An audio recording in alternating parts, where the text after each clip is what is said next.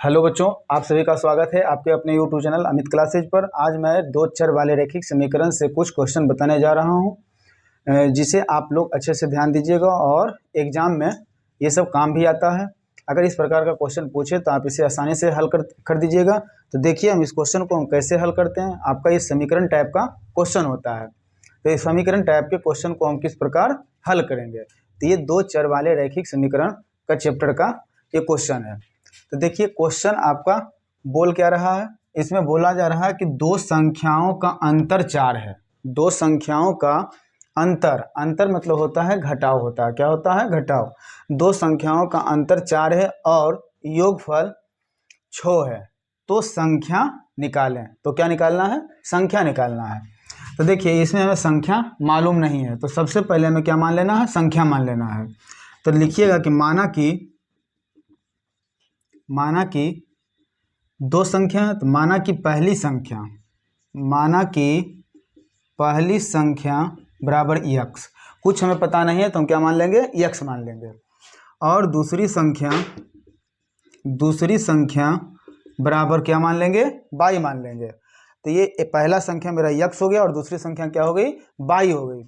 तो बोल रहा है दो संख्याओं का अंतर मतलब होता है घटाव। तो दोनों को हम घटाएंगे, x में से y को घटाएंगे। x को हम बड़ा मान लेते हैं और y को छोटा मान लेते हैं। तो x माइनस y बराबर घटाते हैं तो कितना आता है? 4 आता है। ये समीकरण आपका क्या हो गया? फर्स्ट समीकरण हो गया। ठीक, आइए और योगफल सेकंड कंडीशन में आपका बोला जा रहा है कि योगफल 6 होता है। योगफल का मतलब होता है प्लस। क्या होता है? प्लस होता है। तो जब ये दोनों संख्या को हम आपस में जोड़ते हैं तो जोड़ने के बाद 6 आता है। तो देखिए x प्लस y बराबर कितना आता है? 6, मतलब 6 हो गया। ये समीकरण आपका सेकेंड हो गया। समीकरण फर्स्ट और सेकेंड को हम यहाँ से हल करेंगे और x y का मान निकालेंगे। आपसे पूछ भी रहा है कि दो संख्या निकालें, तो संख्या का मान निकालें, तो पहली संख्या और दूसरी संख्या का मान क्या होगा। तो आइए समीकरण को हम हल करते हैं। तो देखिए ये माइनस और ये प्लस है। y एक माइनस में है एक प्लस में है, आप इसे क्या कर दीजिए? कैंसिल कर दीजिए। ये x और x दोनों आपका प्लस में है तो दोनों जुट जाएगा। एक x कितना x? 2x। कितना x? 2x बराबर ये 4 हो गया, 6 हो गया, तो ये भी दोनों आपस में जुट जाएगा। तो 6 4 10 हो गया। तब देखिए x बराबर 10, 2 आपका मल्टीप्लाई में है तो हम बराबर के अगर दाईं ओर भेजते हैं तो ये आपका हो जाता है डिवाइड में, भागा में चला जाता है 2 में। तो 10/2, तो 2 पचे के 10। तो x का जो मान आ गया वो कितना आ गया? 5 आ गया। x का मान कितना आ गया? 5 आ गया। तो चलिए y का मान हम निकालते हैं।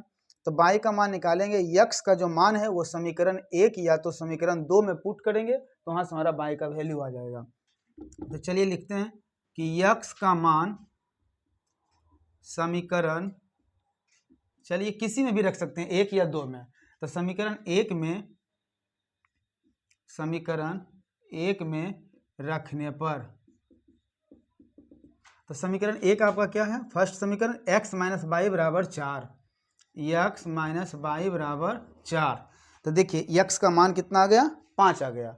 तो जहाँ x रहेगा वहाँ पर क्या रखेंगे? 5 माइनस वाई बराबर कितना बाबू? 4।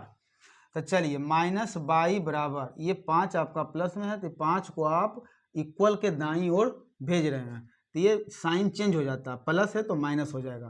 तो चलिए 4 है, इसको हम अगर दाईं ओर भेजते हैं तो ये -5 हो जाएगा। तो माइनस वाई बराबर 4 में से -5 जाएगा तो कितना बचेगा? -1 बचेगा। माइनस से माइनस आपका कैंसिल हो गया तो वाई का मान कितना हो गया? 1 हो गया। तो चलिए आपका संख्या निकल गया। x का मान पहली संख्या जो है वो 5 आ गया और दूसरी संख्या क्या आ गया? 1 आ गया। तो ये इसी प्रकार आप लोग समीकरण वाला जब भी क्वेश्चन रहे तो इसी प्रकार आप लोग हल कीजिएगा और अच्छे से ये बारीकी से बनाइएगा और एग्जाम में अच्छा मार्क्स लाइएगा। तो चलिए ये वीडियो आपको कैसा लगा कमेंट करके ज़रूर बताइएगा। अगर मेरे चैनल पर नए हैं तो लाइक और सब्सक्राइब कर दीजिएगा।